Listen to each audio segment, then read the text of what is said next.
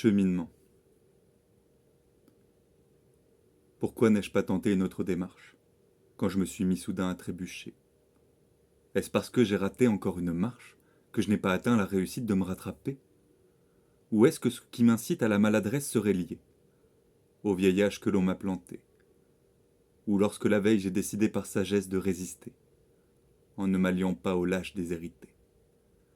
Pourtant j'en ai eu des chutes, et des évolutions tout aussi violentes, dont la progression était si abrupte que ma paix en est devenue une combattante, ce qui m'a entraîné à plonger dans des marais, et dans des eaux sombres et tumultueuses, pour voir si l'ombre d'une amie affectueuse se retrouvait abandonnée dans les flots qui me rongeaient.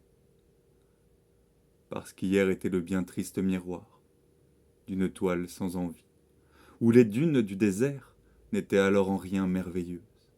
Mais lorsque se dévoile l'espoir, en plein milieu de la nuit, c'est toujours lors d'une pleine lune, aux étoiles miraculeuses.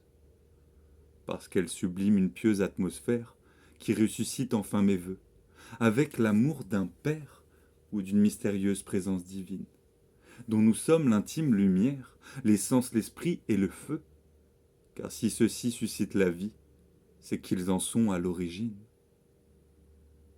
Et c'est alors à partir de ce moment-là que j'ai ressenti le profond désir de devenir l'un de ces hommes capables d'incarner ces trésors, qui m'ont procuré tellement de joie que j'y ai vu le signe d'un avenir où chacun savourait d'être responsable du renouvellement de l'aurore. Ainsi ils étaient comme les rimes d'une éternelle poésie, qui me révélait avec une belle clarté la nature de mes choix, car elle savait que mon hymne voulait réussir l'ultime défi, celui d'atteindre la liberté, afin de parvenir à être roi.